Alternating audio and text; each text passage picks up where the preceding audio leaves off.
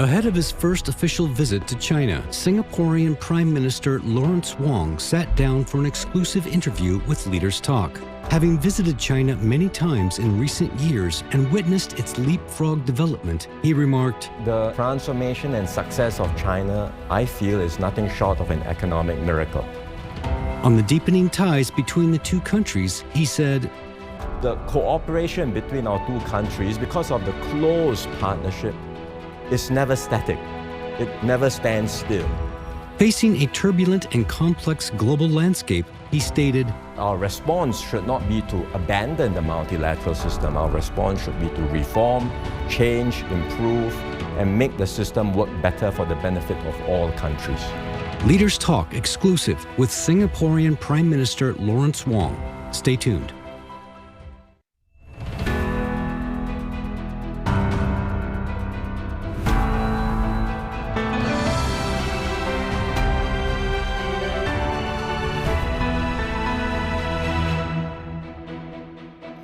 Hello and welcome to Leaders Talk, where we meet leaders, thinkers, and trailblazers. I'm Zhou Yun. Today, here we are at Singapore Istana, and we're here to speak with Singaporean Prime Minister Lawrence Wong. As he prepares for his very first official visit to China since taking office, what are his expectations for this upcoming trip? Marking the 35th anniversary of China-Singapore diplomatic relations, how does he interpret the all-round, high-quality, future-oriented partnership that was upgraded in 2023? And amid global uncertainties and challenges, how does Prime Minister Wong see China and Singapore working together to meet the shared challenges and tackle them? Let's find all these answers from our conversation with him. Mr. Prime Minister, good morning to you, and thank you for joining us on Leaders Talk. Thank you. It has been just over a year since you assumed office as the Prime Minister of Singapore, and nearly a month since your cabinet was sworn in. So how has this transition into the role been for you and the responsibilities that come with leading a nation? It's a big job with significant responsibilities. There's nothing that really prepares you for this. And even for someone like me, I've been in government for a long time. I've been in the civil service for nearly 15 years, in politics for about 14 years. So nearly 30 years of experience. Right. Still, coming into a job like this, there is still a lot to learn and adapt and adjust to. But fortunately, I have a strong team of ministers, MPs, members of parliament supporting me. And so it has been a smooth transition, both in the government and in the leadership of the People's Action Party. I led the party into our general elections, and I am very grateful that Singaporeans gave me a clear mandate to lead for another term. China and Singapore established diplomatic relations in 1990. Over the past 35 years, bilateral ties have developed rapidly. In 2015, during President Xi Jinping's state visit to Singapore, the two countries established an all-round cooperative partnership progressing with the times. In 2023, their relations were further elevated to an all-round, high-quality, future-oriented partnership. In June 2025, Singaporean Prime Minister Lawrence Wong is set to pay his first official visit to China. This will not only mark his first visit to China since taking office, but also serve as a significant high-level exchange as the two countries commemorate the 35th anniversary of diplomatic relations. Prime Minister Wong, you've been to China a couple of times before. Many times. Many times.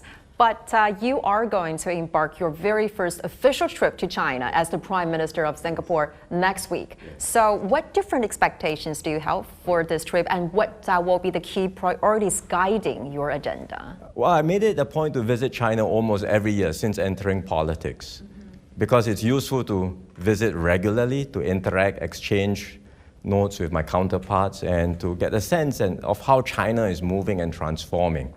I've always had good visits. I've always had good exchanges and meetings with my counterparts. As you say, this time will be a different occasion. It's more special this time because it's my first visit in my capacity as Prime Minister. I would look forward to achieving several objectives. First, to just establish closer ties with Chinese leaders, especially with President Xi Jinping and Premier Li Qiang. Second, to reaffirm our shared commitment to enhancing our bilateral cooperation, especially as we mark the 35th anniversary of diplomatic ties this year. That's right. And then, of course, thirdly, to discuss the wider regional and global developments that we are all confronting during this challenging period, and to see how we can continue working together to strengthen multilateralism and the rules-based global order. You met with Chinese President Xi Jinping last November on the sidelines of APEC Economic Leaders meeting. So what's your impression and also some major takeaways from your meeting with President Xi? And as you just mentioned, you will be scheduled to meet President Xi again. What are some of the major topics that you hope to touch upon during this meeting? We had a short but productive meeting at the sidelines of APEC last year. My first time, in fact, as Prime Minister at that time. We discussed our bilateral cooperation. We discussed cooperation in regional platforms like APEC and how we can take this forward. And I said to the presidency at that time that I would be visiting China next year. That was in 2024. I said next year in 2025 when we mark the 35th anniversary of diplomatic ties. So I'm doing so right after the elections at the soonest possible opportunity to visit China now, and I hope to be able to meet him again. And just now you mentioned that your visit this time coincides with the 35th anniversary of diplomatic relations between our two nations. So how do you interpret this bilateral tie, which was upgraded in 2023, now termed as an all-round, high-quality, future-oriented partnership? And what is your vision towards the future trajectory of it? China and Singapore have very close and steadfast partnership. It's a partnership that's built on mutual trust, respect, and understanding. It started with our founding Prime Minister, Mr. Lee Kuan Yew and Mr. Deng Xiaoping, and successive Prime Ministers of Singapore since then have built on that strong foundation to establish close rapport and trust with their Chinese counterparts. So I hope to do the same in my visit with Chinese leaders, especially with President Xi and Premier Li. And I think the close ties at the leadership level sets the tone for the overall relationship.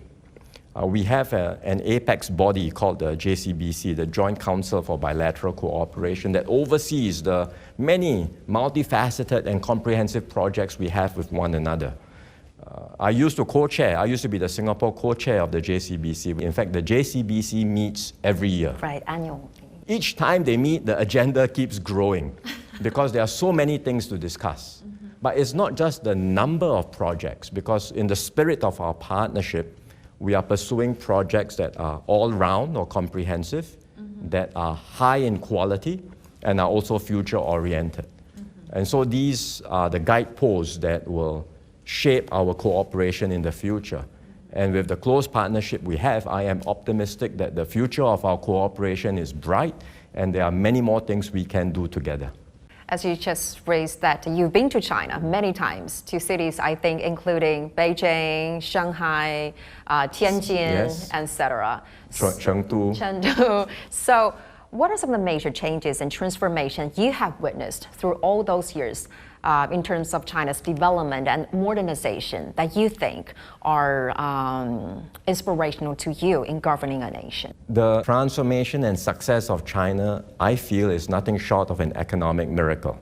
Because in the last 20 or so years, when I've been visiting China regularly, even as a civil servant and then later as a politician, across so many different Chinese cities, not just your Beijing and Shanghai, but even in a city like Chengdu. Right. And other cities, you can see transformation happening. You can see the determination and the drive of the Chinese people to move forward. And you can see lives getting better and improving. So it's a remarkable change, and I continue to wish China every success in its ongoing transformation and modernization efforts. And you recently made the remark that never bet on the decline of China. So what are the key factors that underpin your confidence? And has China's recent economic performance, especially amid the global headwinds, reinforced your belief in its long-term resilience and also potential? Well, first of all, it's what I've just described. It's the track record of success. Remarkable success. Of course, you can say past performance does not predict future performance, but still, it's a very impressive track record, which gives one confidence. But a second factor is that I've interacted so many times with Chinese leaders at all levels, the mayors, the party secretaries, the governors, and of course the leaders at the center in Beijing. And I've always been impressed by the high level of competence, by their deep mastery of issues. They understand the challenges. They are focused on resolving the challenges and problems that China faces. But it's more than just competence and mastery. It's also a willingness to listen and to be open-minded about finding better solutions. Because governments never get everything right. It's impossible. Governments will make mistakes from time to time. What distinguishes a high-quality system is the ability to reflect, learn, and keep on improving and doing better. And I see that in the Chinese system. But the biggest reason, the most important reason why I have confidence in China is because of the people of China. It's because of their tremendous ingenuity and resourcefulness, the deep drive to succeed, to strive and work hard. And that gives me confidence that China will continue to have a good future ahead. Thank you for the good wishes. And you'll be attending the annual meeting of New Champions, Yes. which will take place in Tianjin this year, also known as Summer Doubles. So what will be the key messages they hope to deliver there, especially with this global context, with the world now going through choppy waters filled with so many different challenges? We are in the midst of a profound global change. So my message at Tianjin will be the importance of upholding a rules-based multilateral order. Because without rules, without long-standing norms of cooperation, countries everywhere will be worse off. Small countries like Singapore, of course, are very concerned because we have limited bargaining power and we risk being sidelined and squeezed by the bigger powers. But I think big countries will be impacted too, because if we end up in a world that's more fragmented, where there's deep suspicions and mistrust of one another, this will be a world with great uncertainty and volatility, and you will have slower growth and higher inflation in the global economy, which means all countries will suffer, and our people, at the end of the day, will be the ones facing the impact. So we have to do something about this. Of course, multilateralism today is not perfect. There are things that can be improved, but our response should not be to abandon the multilateral system. Our response should be to reform, change, improve, and make the system work better for the benefit of all countries. Given the challenges they just touched upon, the tensions in trade, anti-globalization trend, various geopolitical risks, and so many different pressing issues faced with the world, what is your top concern for Singapore from your perspective? Well, we know that from Singapore's perspective, we are small, we are an open economy, we rely heavily on trade. So this new external environment will make it less hospitable for us to continue flourishing. So we have to find ways to navigate the external environment carefully. But I think despite the changes that we see around us, trade will still continue. Countries do want to be more self-sufficient in this new environment, but it's not possible for any single country to do everything themselves. Talking about trade, you've recently described the tariffs imposed by the Trump administration as a seismic change in the global order, suggesting the era of free trade is over. Given what you have just mentioned, Singapore's heavy reliance on global trade. So what are the specific plans, what are the priorities for your government to navigate through the swifts and also the pressure in the global trading system? As I mentioned just now, the era of free trade, or the era that we are familiar with, may be over, but trade will still continue. Different configurations, different supply chains, we will try to be competitive, we will try to stay relevant. But at the same time, we will work with like-minded countries to uphold free trade and to uphold a rules-based trading system. We are doing this with our neighbors in ASEAN. So within ASEAN, we are accelerating our integration, bringing down trade and non-trade barriers so that we can make ASEAN a more integrated community, more competitive, more attractive for investors. We are doing this with partners in Asia, like China, India, Japan, South Korea, for example, working closely with all the key players in Asia. But we are also pursuing this with countries outside of Asia, like the EU, Latin America, Africa, for example.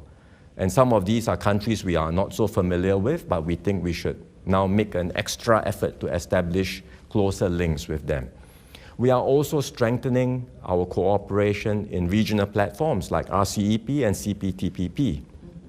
And we are finding ways to establish new linkages across different platforms. For example, between ASEAN and other groupings. So these are all different areas we are exploring. I believe in every crisis there will always be opportunities. And so we are finding ways to seize new opportunities for ourselves and for other countries. Just like the Chinese phrase, Yes, 危机, of course. so the opportunities always come with We may speak English, but we are very Asian in our thinking. Speaking of regional and global cooperation, China and ASEAN about a month ago have announced the conclusion of negotiations on version 3.0 FTA, and with the aim to be signed by year end. So how do you interpret the significance of this upgraded protocol, especially in this global context of rising protectionism and uncertainties? It's a very important upgrade, and Singapore fully supports it. It's in line with the spirit of what I said just now, that amidst the pressures of protectionism and trade barriers, Singapore will want to work closely with ASEAN and other like-minded countries to continue to uphold free trade and a rules-based trading system. So in that spirit, we fully support the upgrade to the China-ASEAN FTA. We hope this can be signed at the coming ASEAN-China Summit in October, and that the new upgrade will come into force soon after that. As important partners, China and Singapore have seen deepening exchanges and fruitful outcomes in the fields of economy and trade, science and technology, and people-to-people ties. Since 2013, China has remained Singapore's top trading partner for 12 consecutive years, while Singapore has been China's largest source of new foreign investment for 12 years in a row. Singapore was the first Asian country to sign a bilateral free trade agreement with China. In April 2023, the two countries concluded follow-up negotiations on upgrading the FTA and officially signed the subsequent protocol in December, injecting new momentum into bilateral economic and trade cooperation.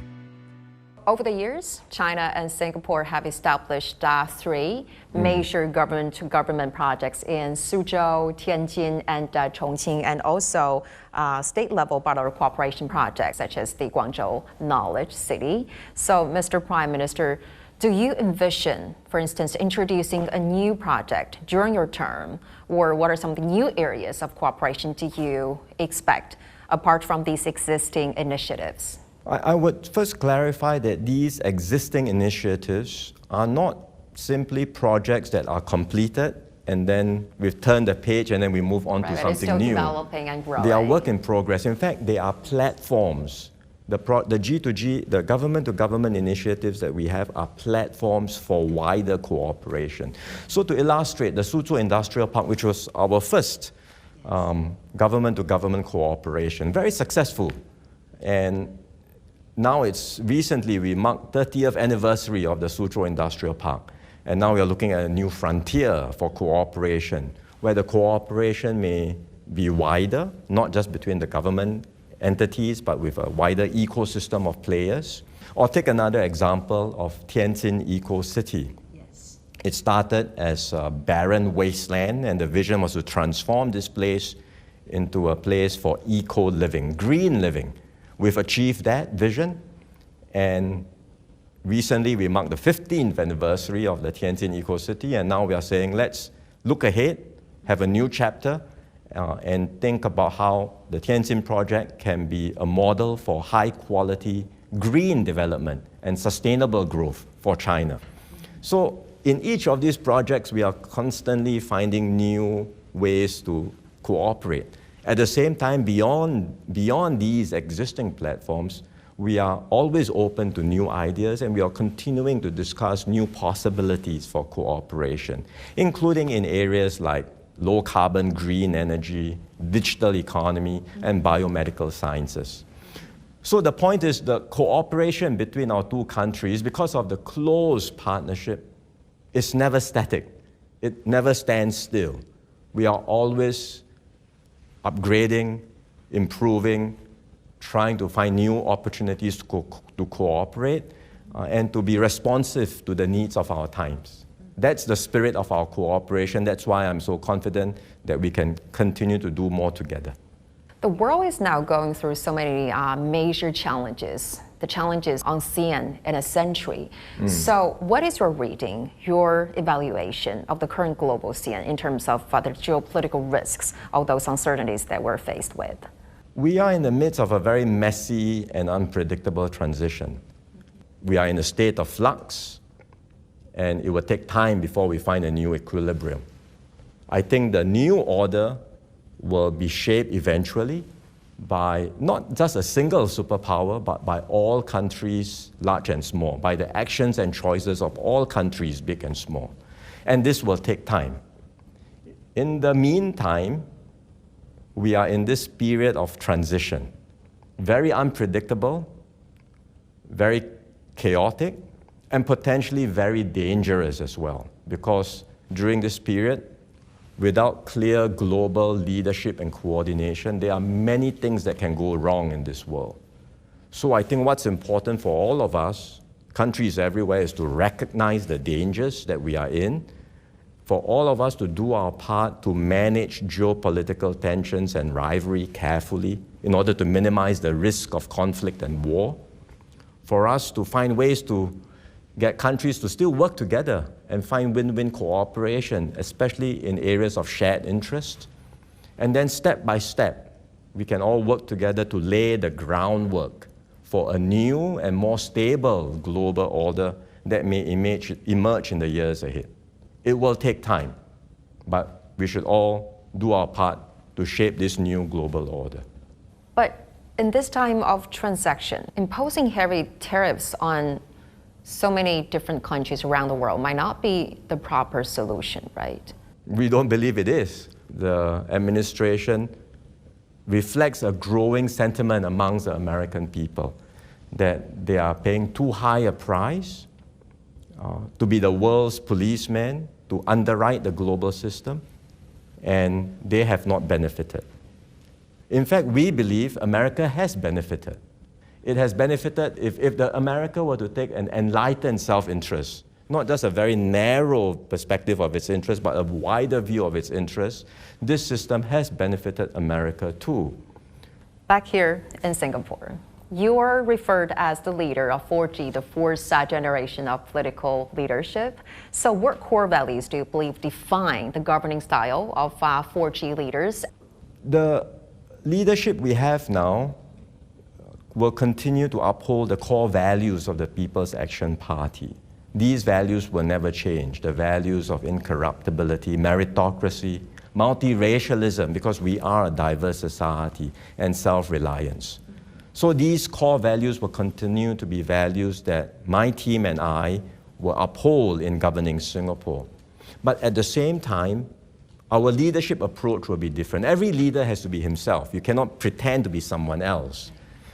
My approach is to be open, to listen to different views and suggestions, even if there are views which are different from mine. I would like to listen to them. I would like to engage widely and involve as many people as possible. But at the end of the day, the government must decide, must come to a decision. What kind of narrative do 4G leaders aspire to create, especially in light of the remark you made that the best chapters of Singapore's story is yet to be written? We hope we can continue to keep Singapore special, exceptional, a shining red dot, a shining little red dot that will continue to add value to the world and ensure that everyone in Singapore can continue to achieve better lives. What do you mean by a shining red dot? It is small, but it's very evident and it's shining. Or what it's is a little red dot because that's the, I suppose, slogan that we have for ourselves, a little red dot. Yes. Because we are a small country, but shining. History has never been kind to small countries.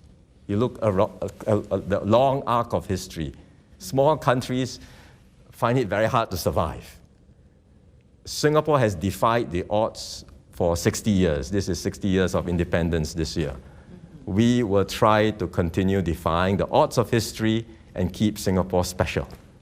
A very unique experience in your career is serving as a principal private secretary to the then Prime Minister Lee Hsien Loong from 2005 to 2008. So what are some of the major lessons or the biggest source of inspiration that you gained from working very closely with Senior Minister Lee?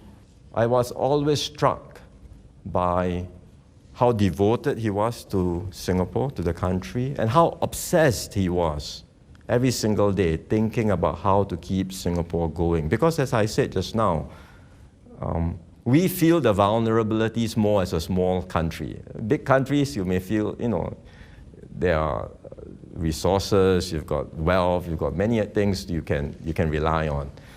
But as a small country, we always feel we are vulnerable, we take nothing for granted. And I'm always struck by how obsessed he was. So now that the leadership baton has been passed to me, this has become my obsession. And I'll do everything in my power, together with my teammates, to keep Singapore moving forward.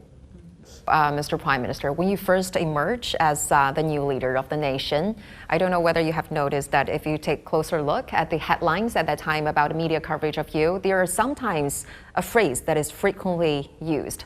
Do you know what it is? I have no idea. There are many phrases. Sometimes it's guitar playing new Prime Minister or guitar wielding Prime Minister. We heard it's actually a guitar from your father, a gift when you were a child. That's right. That sparked, long ago, yes. Yeah, about 40 years ago. Yes. Which sparked this passion for music and playing guitar. Well, I started playing at a very young age, maybe 8 years old or something like that. But I never had formal lessons. I was largely self-taught. Yes. So I don't claim to play very well at all. That's very modest because we saw some of the videos that is but very I enjoy professional. doing it. I find that music helps to break barriers. It helps to bring people together. And so I enjoy doing it. But for me personally, I just find it's a good way to unwind, to de-stress, especially doing a job like this. You do need outlets to relax from time to time. Is there a go-to Chinese song that you really enjoyed with playing your guitar? We're just wondering. I have played a number of Chinese songs. For example, 周华健's 朋友 is one song that I would play in my constituency. Right. Mr. Prime Minister, thank you so much for sharing with us your time and also your insightful views. Greatly appreciated. Thank you very much.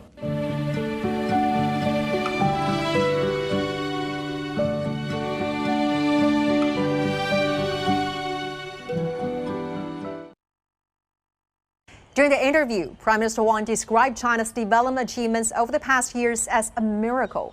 He looks forward to deepening and solidifying cooperation between Singapore and China. And we also hope that both countries can continue to move forward together on the path of modernization, opening a new chapter of high-quality development. With that, we're going to wrap up this edition of Leaders Talk. I'm Zhou Yun reporting from Singapore. Thank you for watching and see you next time.